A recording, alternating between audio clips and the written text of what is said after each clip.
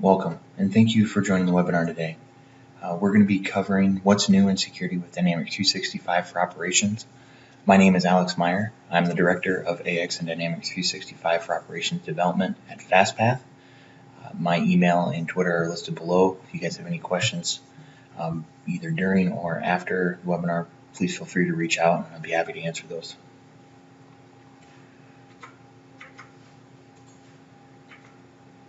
So on the agenda today, what we're going to be covering is the current AX security model in AX 2012. And then we're going to be looking at the Dynamics 365 for Operations security model and the differences between the two. We're going to be looking at the security development tool and the changes that it has went through in Dynamics 365 for Operations, some user licensing differences. We're going to look at a demo, and then finally we'll answer any questions that you have throughout the webinar.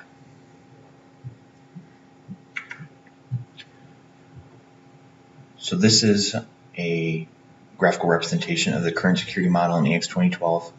AX 2012 is a role-based security system that is hierarchy-based, so users in the system can be assigned roles. Those roles can then be assigned duties or privileges, which are just groups of permissions. And then at the privilege level, you can actually assign, that's where you get into your tables, your menu items, your service operations, etc. So roles are assigned duties. Duties can then be assigned privileges. Privileges are then assigned to the actual objects within the system.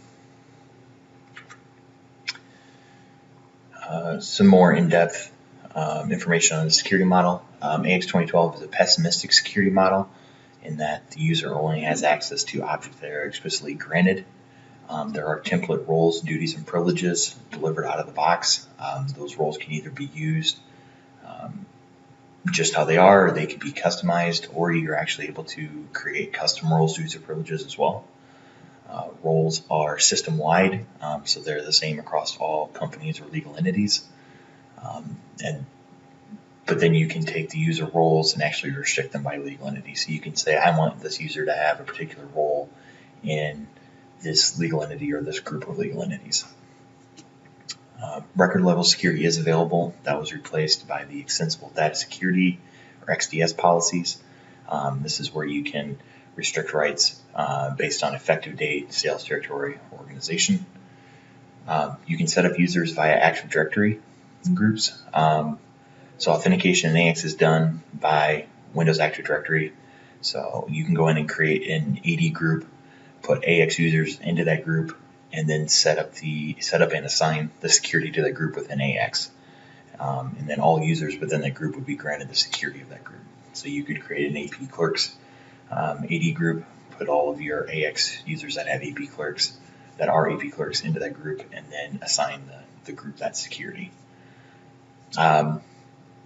Security reports within AX 2012 were pretty limited.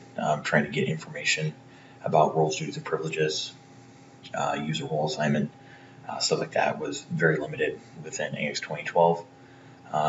And so when we move to Dynamics 365 for Operations, it follows the same hierarchy-based security model, but with some minor differences there. So if we're looking at assigning object permissions, at the top we're looking at AX 2012, and at the bottom we're looking at Dynamics 365. The main difference between the two, at least at this level, would be at the top you're able to actually go in and modify the access to a particular object that this privilege has access to, and you can the permissions are hierarchy based, so you can assign no access, view, edit, create, correction, and full control, which is delete. But you can only assign one access type per object. So you can only assign create or correction or full control. You couldn't assign multiple. In Dynamics 365, the access type is still hierarchy based, but there's an additional access level onto that. So that's where you get into, if we look at the bottom, you can see the unset, grant, and deny. So you can go through, and it's piecemeal, and you can assign grant access to particular levels, and you can set a different level to a different access type.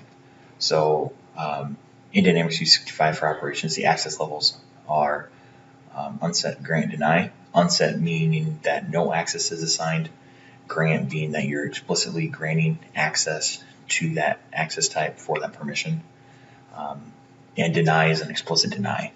The explicit deny is an overriding deny. And so if you grant that, if you go and say, I'm going to deny this permission, that overrides any grants anywhere else in the system. So if you have another role, duty, or privilege that is granting access to this object in this privilege you're denying it, then that deny overrides all the other grants. So that explicit deny is the reason that the unset has to be there, so that you can say, I don't want to grant access to this object, but if another role, duty, or privilege does grant access, I don't want to block it. So that's a bigger difference between the two systems, especially for the assigning objects part.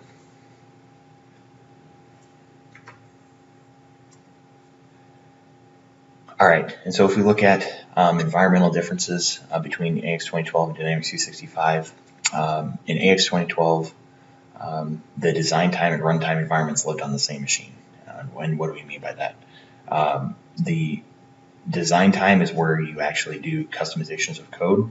So that's where you're actually either doing your overlaying or creating your customization in the AOT.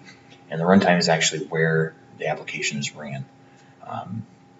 So in AX 2012, these two environments lived on the same machine or the same environment, and it allowed for tools like the security development tool to actually exist because they could talk to both the design time and the runtime environments. In Dynamics 365 for operations, the design time was completely separate from the runtime. So your design time is a VM that has Visual Studio running with the Dynamics 365 menu customization in it, and that's where you do all your code customizations there. But your runtime actually, where the code is actually running is in Azure, and so those two environments can no longer talk to each other, and so that poses a problem for tools, again, like the security development tool, that need access to both sides to be able to do the reporting that they were doing in AX 2012. So what does this mean for developing security? Currently, right now, if you create a role, duty, or privilege in the UI or through the web browser, a delta is created based on the changes that you make. So, and that delta is based on, the base for that delta is the object in the AOT. So if you customize a role, the UI will store a delta of any changes that you make to that role based off of the role definition in AOT. So customizations done in the UI are not what Microsoft considers development artifacts or code. And currently you cannot move the changes that you make in the browser or UI back into your design time or your AOT where you're actually doing your code. Microsoft is working on a method for this, but they currently don't have any system to do this. So this is a bigger deal. If you go in and create all of your roles, duties, and privileges in a dev test environment and you want to move it to production, you need to create your security with development artifacts or code to be able to create the deployable package to actually move that security over. So, my best recommendation right now is to create all roles, duties, and privileges in your design time environment or Visual Studio so that all your security changes are captured and can be applied to other environments. One other change between the two environments is this idea of unpublished objects. So that bottom screenshot there is showing on the security configuration screen within Dynamics 365 where you can actually make changes to roles, duties, and privileges. You now have an unpublished object section. So when you make a change in the UI to any security role, duty, or privilege, that change does not take effect immediately. It actually gets housed in that unpublished objects area. where you actually have to go in and manually publish that object out. Once you publish that object out, it does take effect. So that UI, that delta in the UI is created and applied. But until that point, it basically just lives in that unpublished object section. And it doesn't take effect or doesn't alter security in any way. So that's another change from AX 2012 in that regard.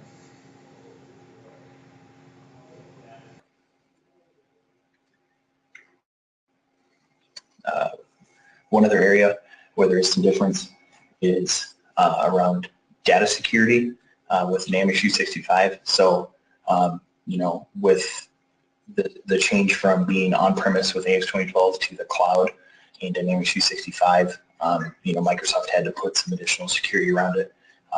One of those is the transparent data encryption. So because the back end of Dynamics 365 is all housed in Azure SQL, you get a bunch of the features that come along with that. So the transparent data encryption basically encrypts all of your data and logs at rest. So the data is encrypted when it goes into the database and when it's saved, and then decrypted when it comes out. All of that is done behind the scenes. So there's nothing that an end user has to set up for that. That's all just part of Azure SQL. Another data security thing that's been changed from AX 2012 is the table permissions framework. So this permissions framework was available in AX 2012 and was changed a little bit in Dynamics 365. So the table permission framework is used for high business impact data, so credit cards, social security numbers, bank accounts, etc. So users must be given explicit access to the field where this table permission framework is turned on, otherwise it will be hidden. In AX 2012, you actually had to apply it at the table level and then the field level. With Dynamics 365, that's been changed, so you can actually apply it just at the field level. So you can go down and say, yep, I want to turn it on for this one field, and you don't have to actually turn it on for the table level. So you can speed up your assignment process in that way. And then the extensible data security policy is still available in Dynamics 365. All right. One other thing that's been changed is the entry point security. This was a big issue for some clients in AX 2012, and luckily has been fixed with Dynamics 365. So if we take a look at this scenario from AX 2012 and Dynamics 365 for operations, for the same scenario, we're going to assume that you're accessing a form through the menu item 1, which has a read permission to it. In AX 2012, the way that the security framework actually determined the access that users should get to the table behind the form was to look at all of the different menu items that had access to the form and give you the highest level access. So it would roll up that security. So if you, for example, an example we're looking at here, you're accessing the form through menu item 1, but you have delete permission on menu item 2. In AX 2012, that would give you delete permission to the table behind the scenes. And this could obviously cause a problem. If you're accessing the form through a menu item, that's read permission, and all of a sudden you have access to modify objects on that form. That's going to be a problem. And the specific example that we've ran into before is because in AX 2012, the command buttons on the form are tied to the table level access. So if you had delete permission to the underlying table, the delete button could be enabled on the form even though you access the form through a read menu item.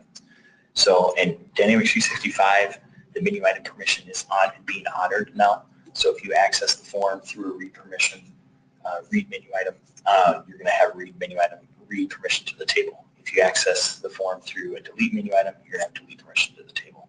So that one entry point area has been fixed in Dynamics 365. So that's really good news for Microsoft. All right, data entities are a new object in Dynamics 365. So the idea behind a data entity is that it encapsulates a business concept that makes sense across multiple tables within Dynamics 365. So for the more technical folks, you can kind of think of it as a SQL view that allows for CRUD operations. So you're able to create these data entities that allow you to go across multiple tables and allow you to do create, read, update, delete operations on them. So there are template data entities that come out of the box, and you can also then create customized ones as well. The security for them is treated just like a table, so you can go in and you can assign those. Create, read, update, delete, and then you also have an additional security property called the integration mode. In the integration mode, basically tells you how the user can access that object. So you can already limit the access that a user can do to the object. The integration mode takes it a step further and says this is how the user can access that object. So there are two integration modes. One, data services, is the ability to use the OData or API for that data entity. There's also data management, which is the ability to use the asynchronous integration options for the entity, such as import, export, and the connector integration. So the main benefit of using a data entity with Dynamics 365 is that it allows you to interact with the system without writing X++ or going directly to SQL. So it gives you that layer of abstraction for that. All right. So one of the big tools that a lot of people use in AX 2012 to help with developing security and looking at it was the security development tool. It is technically a beta tool. Microsoft never really released it fully, but it's still being used, obviously, in AX 2012. It allowed for security reporting around your roles, duties, and privileges. It allowed for task reporting, so you could actually turn on a recording, go through the UI, and click through a business process, and it would record the steps that you took. I love for test workspaces, so you could actually build a role and then go and test to see what that role actually had access to in the user interface. This obviously reduces the need for test user accounts, but it did have some limitations that you couldn't open it up for multi-role assignment. So if you had multiple roles that you were testing and you wanted to see the combination of the two, you couldn't do that, but you could use sub-roles to get around that. And it didn't work if you were using 80 groups for user provisioning. And then finally, it offered some licensing reports around the user, so you could see, what licensing you needed for your user access. So for those who have seen the security development tool and have either went live or are planning on going live, one thing they continually ask is, where does the security development tool go? You'll notice that there's no model file you can go download for it, and there's no set place in the UI to go and see this. So what Microsoft's actually done is it's rolled a bunch of the features from the security development tool that were all contained within that one model file and actually put them into the UI and in the AOT for your reporting and doing the same types of functionality that you were able to do in the security development tool. So the first place that you'll kind of see some of the feature set for the security development tool is in the security configurator.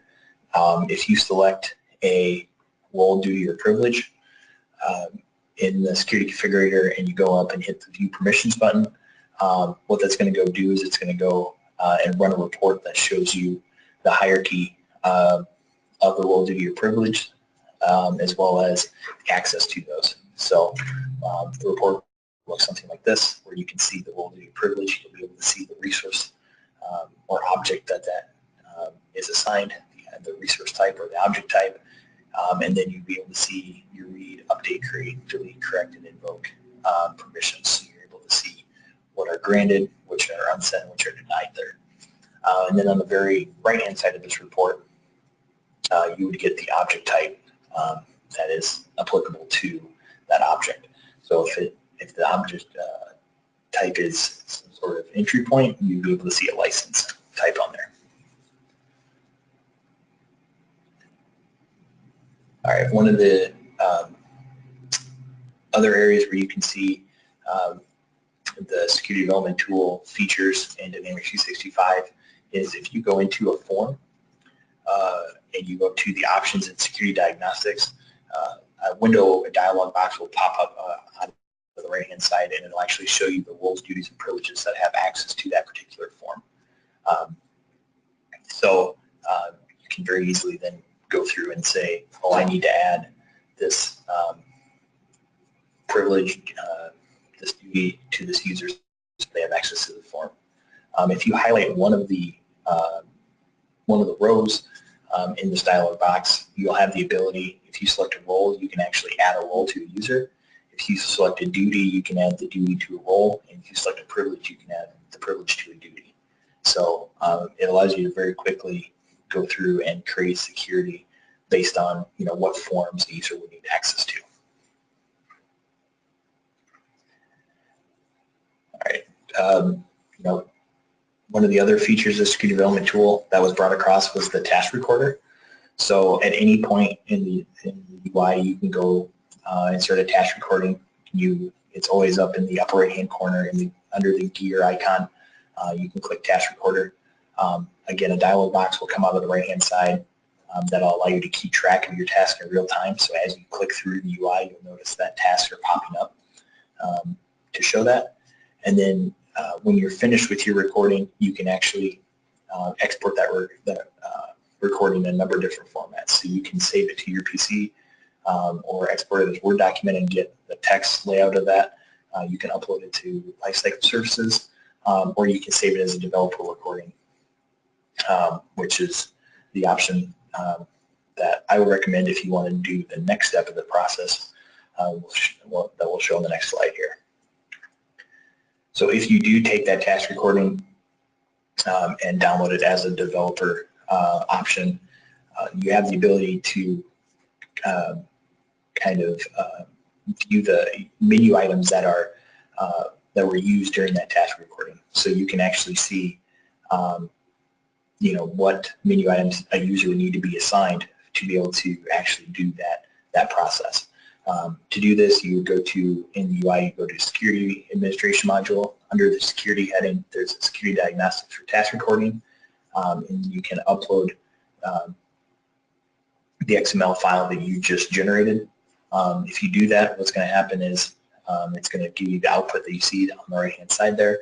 It'll give you the menu item name, the label of the menu item type, and then on the right-hand side, it's going to actually show you whether or not the user that you drop down from the top there is missing those permissions. So you can actually see very quickly, if you have a task recording of a business process, you can go up and see whether or not a user is missing the permissions that are required for this. If they are missing those permissions, obviously they wouldn't be able to perform that business process that you recorded with Task Recorder. So it's a very cool feature to see very quickly whether or not the user has necessary access.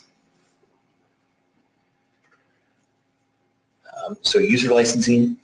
So user licenses in AX and Dynamics 365 are both determined the same way. They're based on the user access to entry points, menu items within the system.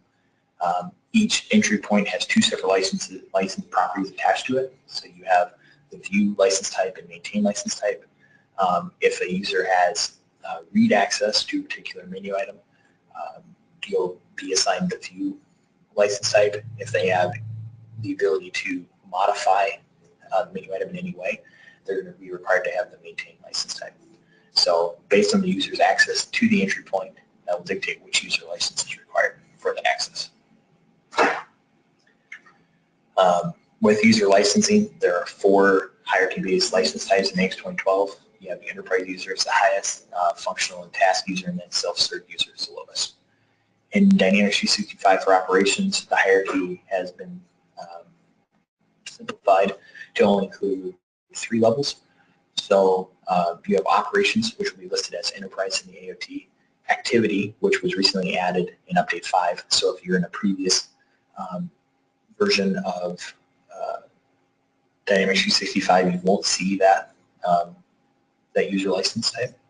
And then team member, which will be listed as universal in the AOT. So the licenses were kind of brought over, and Microsoft tried to simplify it a little bit, but they're starting to add more license types back in to meet the need of their clients. And again, we can see the license type tied to each access by going to that security configuration window again, going to the view permissions report, and then scrolling all the way to the right-hand side. Again, you'll be able to see the license type tied to the individual object in that regard. So you know that if a user is assigned that particular object, they're going to require that license to be able to access it.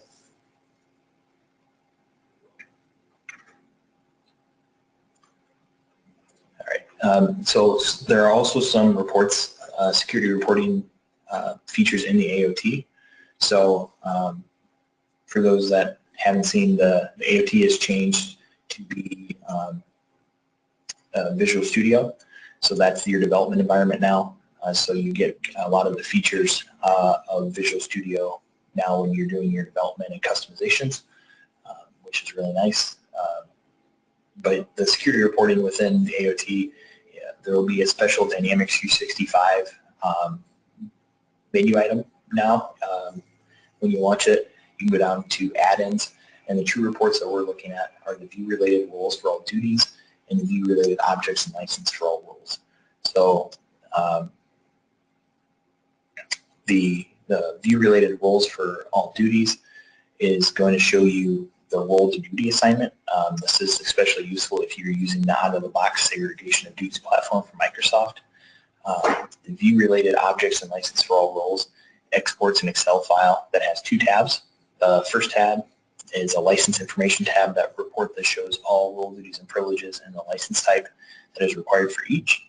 And the view-related objects tab shows a report that has role, duty, and privilege, resource type, access levels, and license for every role, duty, and privilege in the system. So obviously that's a very large report, but it gives you, you know, a complete overview of your system. So it gives you the same information that you were seeing in that view permissions button within the security configuration in the UI, but it runs it for every role in the system at once.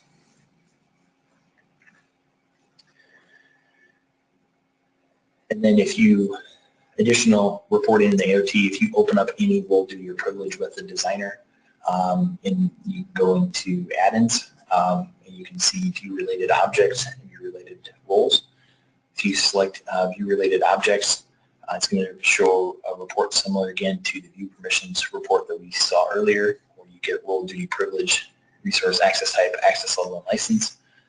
View-related roles, if you run this function against a duty or privilege, this report will show the role or roles that this duty or privilege is assigned to. All right, so we'll jump in and do a quick demo here. Go ahead and bring our test environment in. So for those that haven't seen it, this is what Dynamics 365 for operations looks like.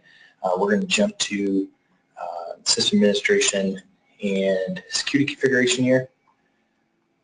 So this is actually how you go about setting up security in the UI if you're going to go about and do it that way. The way that it works is that every time you click an object in the grid down here, it's going to fly out to the right. So you can see here that we have the accountant role selected, which goes, it shows the accountant information about the accountant role, so you can see the description, the AOT name. Then down here where it says references, you can see a listing of the objects that it's currently assigned to, and that if there are any parent roles for it, you'll see that as well. So any plus next to any of these objects is going to say that, for example, that there are duties assigned to this role. There's also privileges assigned to this role, and there's tables assigned directly to the privilege. So if we were to go ahead, just to kind of show what this looks like, if we click on duties, it's going to roll out to the right-hand side here, and we're going to be able to come in and see all of the duties assigned to this role. If we were to go to a particular duty, we can click on that. It'll go again. When we click on that, it's going to bring up a information about that duty that we've selected, and it's going to show the that there are privileges assigned to this particular duty. If we go ahead and select that, again, it's going to fly out again and show you the privileges that are assigned to the Inquire Cash Accounts duty here. If we go ahead and select the View Cash Accounts, we finally get down to the area where you can actually assign objects to this particular privilege. We can see that there are display menu items assigned to this privilege. If we click that, you can actually see the different display menu items assigned. And then if we go ahead and click on one of these display menu items, here's where you can actually see that read, update, create, and delete overview, or the access types you can assign to the individual object. So here's where you can come in and grant, deny, or set these unset for each individual object there. In that regard. So you can also, if we come back to this privilege here, the View Cash Accounts privilege, we also have the ability to go up a level. So if we wanted to see the duties that this privilege is assigned to, we could click that. Now we're looking at the duties that the View Cash Accounts is assigned.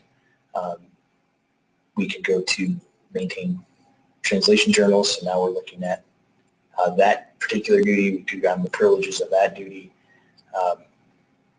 and select maintain cash accounts, and now we're looking at a completely different set of the same display menu items, but we're looking under a different privilege now. You can see those are set up differently. At the very top here, you're going to see the breadcrumb, or a overview of where you've been, so you can actually see all the different layers that we went down to get to this point. Any of these are clickable, and you can go up to that particular level. As you can see, it's pretty complex as you start moving through this. You can also, if you want to see the different view, you can go to Show All Levels. You'll actually be able to, you can see the bread trail or breadcrumb menu here went away. You can actually see all the different levels again that we were looking at from before. One of the, go ahead and limit this down, roll it back to roles. So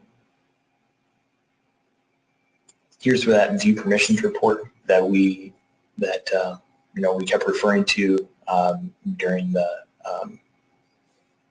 presentation earlier. So we click on view permissions. This is the report that we ran and we were looking at. You're able to see again that the role, duty, privilege, object type, and again you can see the access that's assigned to the license over on the way right side. This report can be exported to Excel. One thing to keep in mind is that there is a restriction of only exporting the top 2,000 results. So if your report has more than 2,000 results, it's just going to be cut off at that point. So just something to keep in mind from that perspective. There also is an audit trail functionality at each level, the role, duty, and privilege level in your security configuration, so you can actually see the differences of the changes that have occurred in your environment. So if we go ahead and click Audit Trail for the accountant here, we can actually come in and see all the different changes that have occurred, the time that they occurred, user that made the change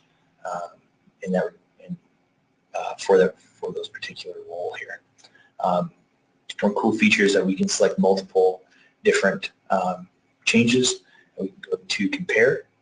And what this is going to do is it's going to take and show you, okay, so here's what the role was before, here's what the role was after. It's going to compare the two results and actually show you the differences between the two roles and show you what permissions are the same between the old and the new, as well as what permissions have changed from there.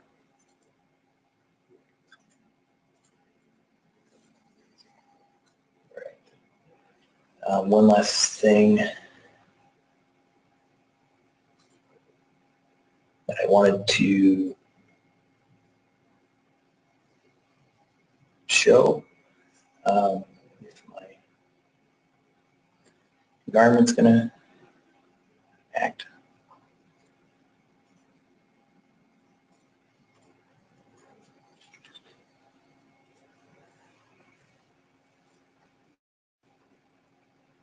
All right. So, of course, doing a live demo. There it is. Apologize for that. Get back into security administration.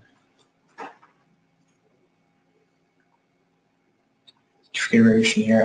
I wanted to show this unpublished objects section that we refer to. So these are changes that you've made to security, either at a role to your privilege level in the UI, that haven't been pushed out. So you could actually come to the unpublished objects here, and you could select any change that you've made is going to show up here. You basically select it and then publish that selection out. Once you publish it, then it's going to be applied to your security. Again, this is completely separate from developing security in the AOT, so that's just something to keep in mind. If we come up to, let's go to accounts payable here. Just wanted to show the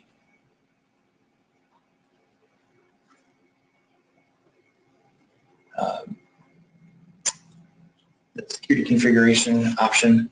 So it would actually show the roles, duties, and privileges that have access to a particular form within the UI. There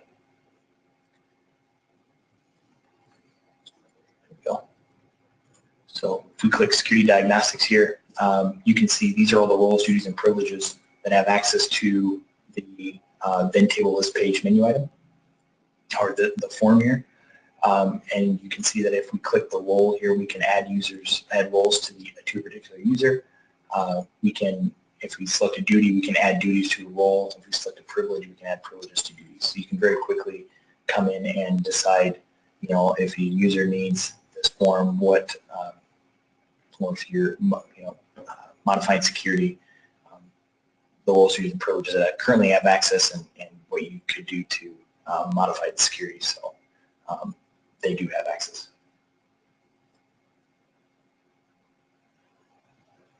All right. So we'll go ahead and do attach recorder real quick. Again, this is up in the right-hand corner. We can click, go to attach recorder. We'll go ahead and create a recording. It's called demo. Go ahead and start. You'll notice that when we do this, that the UI is going to change a little bit. It's going to show that we're recording here. It's going to show the name of the recording that you gave it. And over here on the right-hand side is the steps that we're going to take through the UI. So we'll go back to that VIN table list page again. And you can see that it's listing out, go to accounts payable, vendors, all vendors. You can select a vendor account. You're going to be able to see that show up when we just edit the employees, click save. And once we save it, then we'll go ahead and hit stop. Once we stop it, then we have the ability to download this hash recording in any way that we'd like. We'll go ahead and save this as a developer recording. And then, so now that we have the developer recording, we can jump back to, if we wanted to see, hey, what menu items did we use during this task recording? We could come to System Administration and the Security Diagnostic for Task Recordings. we'll open from a PC. We'll select that file that we just saved.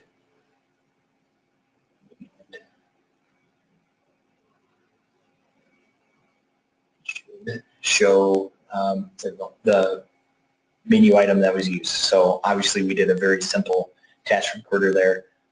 So we only hit one menu item, but it would list out all of the different menu items if you had a more complex one that were used during that business process there.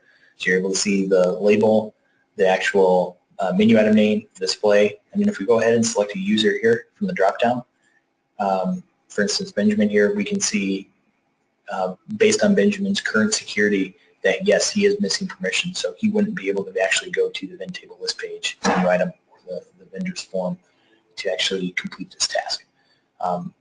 If, for example, we select Alicia here, Alicia does have access to that particular menu item, so it doesn't show up here in the missing permissions for that. So go ahead and jump back to slide deck here. I did want to just point out I do have all the links that I used to create this slide deck, as well as I will point out that I have a personal blog that goes into a lot more detail about all the topics we covered today, so there's a link for that. And like I said, all the other information that we covered today. At this point, we'll jump to any questions, James, that have come up. Again, my contact information is on the screen if you think you have any questions that don't get answered today and would like some help with. Alrighty, again, feel free to continue to send questions in the GoToMeeting box. We do have a couple here. First, does Dynamics 365 have the test workspace feature from the security development tool? So that's one feature that Microsoft currently does not have. So you're not able to spin up a test workspace and say, hey, show me what this current role has access to actually go out and test with that. I'm sure that's something they're looking into, but because of, again, the keeping the design time and the runtime environment separate, that leads to some challenges there. Alrighty. Another one. Do you know, is Microsoft planning on adding additional reporting around security? Yeah, so at their the tech conferences, they mentioned that they were looking to add additional reporting around user roles, user role companies, as well as adding in data entities surrounding roles, duties, and privileges. So you'd be actually able to query those through a data entity, and you can do reporting on that from there. All right. Are there any changes to Microsoft's segregation of duties feature? So the segregation duties feature is still done at the duty level in Dynamics 365, just like it was in AX 2012.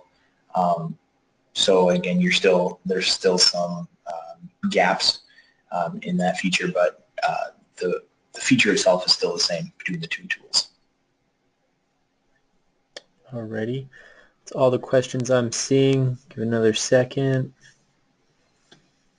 All right. Well, thank you, Alex. You've been most informative today. And from all of us at Fastpath, thank you to all the attendees for joining us today. And again, if you have any questions, Alex's email is up on the screen, meyer@gofastpath.com.